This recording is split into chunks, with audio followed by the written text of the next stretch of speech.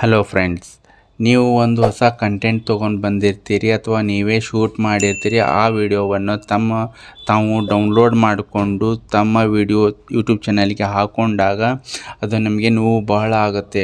ಅದನ್ನು ಅವ್ರ ಕಡೆಯಿಂದನೇ ನಾನು ಹೇಗೆ ಡಿಲೀಟ್ ಮಾಡಿಸ್ಬೇಕಂತ ಹೇಳಿಕೊಡ್ತೀನಿ. ಈ ಸ್ಕಿಪ್ ಮಾಡಿದೆ ಈ ವಿಡಿಯೋವನ್ನು ಪೂರ್ತಿ ನೋಡಿ. ಮತ್ತು ನನ್ನ ಚಾನಲ್ ಸಬ್ಸ್ಕ್ರೈಬ್ ಮಾಡಿಲ್ಲ ಅಂದರೆ ಈಗಲೇ ಸಬ್ಸ್ಕ್ರೈಬ್ ಮಾಡಿ ಮತ್ತು ಹೊಸ ವಿಡಿಯೋಗಳಿಗಾಗಿ ಬೆಲ್ ಬಟನನ್ನು ಒತ್ತಿ. ಬನ್ನಿ ಫ್ರೆಂಡ್ಸ್, ಯೂಟ್ಯೂಬ್ ಸ್ಟುಡಿಯೋಗೆ ಬಂದು ಅಲ್ಲೇ ನಿಮಗೆ ಆ ವಿಡಿಯೋವನ್ನು ಮ್ಯಾಚ್ ಮಾಡಬೇಕಾಗತ್ತೆ. ಅದು ಹೇಗೆ ಅಂತ ನಾನು ಹೇಳಿಕೊಡ್ತೀನಿ.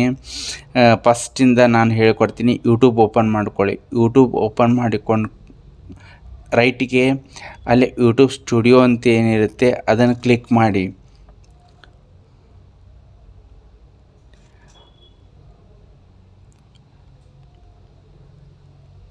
ಅಲ್ಲಿ ಓಪನ್ ಆದ ತಕ್ಷಣ ಲೆಫ್ಟ್ ಸೈಡು ಅಲ್ಲಿ ಸಿ ಅಂತೇಳಿ ಒಂದು ಕಾಪಿರೈಟ್ ಆಪ್ಷನ್ ಇರುತ್ತೆ, ಅದನ್ನು ಕ್ಲಿಕ್ ಮಾಡಿ.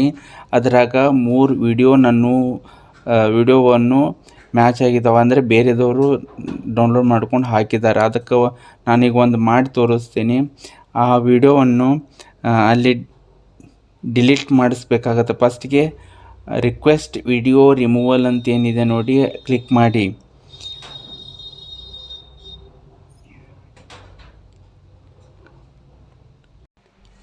ಕಾಪಿರೈಟ್ ಓನರ್ ಅಂತ ಬರುತ್ತೆ, ಅದರಲ್ಲಿ ಸೆಲ್ಫ್ ಅಂತೇಳಿ ಕ್ಲಿಕ್ ಮಾಡಿ. ಮತ್ತು ಫೋನ್ ನಂಬರ್ ಇದ್ದಲ್ಲಿ ನಿಮ್ಮ ಮೊಬೈಲ್ ನಂಬರ್ ಹಾಕಿ. ಕಾಪಿರೈಟ್ ಓನರ್ ನೇಮ್ ಅಂತ ಬಂದಲ್ಲಿ ನಿಮ್ಮ ಚಾನಲ್ ನೇಮ್ ಹಾಕಿ. ಆಮ್ಯಾಗ ಫೋನ್ ನಂಬರ್ ಅಂತಿದ್ದಲ್ಲಿ ನಿಮ್ಮ ಮೊಬೈಲ್ ನಂಬರ್ ಹಾಕಿ. ಪ್ರೈಮರಿ ಇಮೇಲ್ ಇದ್ದಲ್ಲಿ ನಿಮ್ಮ ಇಮೇಲ್ ID ಹಾಕಿ.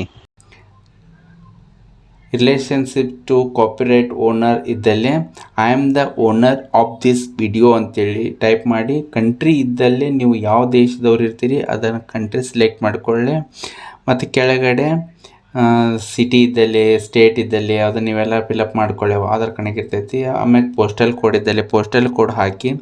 ರಿಮೂವಲ್ ಆಪ್ಷನ್ಸ್ ಅಂತ ಏನು ಬರ್ತೈತಿ, removal timing for it targeted video schedules and 7 days notice ಅಂತೆ.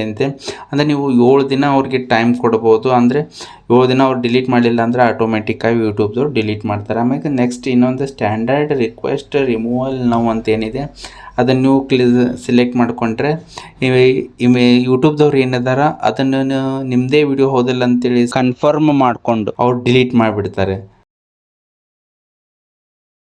4ನೇದು ಲೀಗಲ್ ಅಗ್ರಿಮೆಂಟ್ಸ್ ಅಂತ ಏನಿದೆ, 4 ಬಾಕ್ಸ್ ಇದಾವಲ್ಲ, ಅದನ್ನು 4 ಬಾಕ್ಸ್ ಕ್ಲಿಕ್ ಮಾಡಿ. ಸಿಗ್ನೇಚರ್ ಇದ್ದಲ್ಲೇ ನಿಮ್ಮ ಹೆಸರು ಹಾಕಿ ಮತ್ತು ಸಬ್ಮಿಟ್ ಅಂತ ಕೊಡಿ. ಆವಾಗ ನಿಮ್ಮದು ಸಬ್ಮಿಟ್ ಆದ ತಕ್ಷಣ ಇಲ್ಲೇನು ಬರ್ತೈತಪ್ಪ ಅಂತಂದರೆ ಇನ್ಆ್ಯಕ್ಟಿವ್ ಅಂತ ಬರುತ್ತೆ. 24 ತಾಸು ಆದ ತಕ್ಷಣ ಅದೇನು ಬರುತ್ತೆ ಮತ್ತು ಆ್ಯಕ್ಟಿವ್ ಅಂತ ಬರುತ್ತೆ. ಅದು ನಿಮ್ದು ಅವರು ಆಟೋಮೆಟಿಕ್ಕಾಗಿ ರಿಮೂವಲ್ ಡಿಲೀಟ್ ಮಾಡಿಬಿಟ್ಟಿರ್ತಾರೆ ಯೂಟ್ಯೂಬ್ದವ್ರು. ಅದು ಏನಾಗಿರ್ತೈತೆ ಅನ್ನೋದು ಮೇಲರ್ ಬರ್ತೈತೆ ಅಥವಾ ಅದರೊಳಗೆ ಆಪ್ಷನ್ಸ್ ಬರುತ್ತೆ ನೋಡಿ ಫ್ರೆಂಡ್ಸ್. ಈಗ ಆ್ಯಕ್ಟಿವ್ ಅಂತೇಳಿ ಬಂತು ನೋಡಿ. ಈ ವಿಡಿಯೋ ನಿಮಗೆ ಇಷ್ಟ ಆಗಿದ್ದರೆ ಲೈಕ್ ಮಾಡಿ, ಶೇರ್ ಮಾಡಿ ಮತ್ತು ಕಾಮೆಂಟ್ ಬರೆಯೋದನ್ನು ಮರಿಬೇಡಿ ಫ್ರೆಂಡ್ಸ್. ಮುಂದಿನ ವಿಡಿಯೋದಲ್ಲಿ ಭೇಟಿಯಾಗೋಣ. ಧನ್ಯವಾದಗಳು.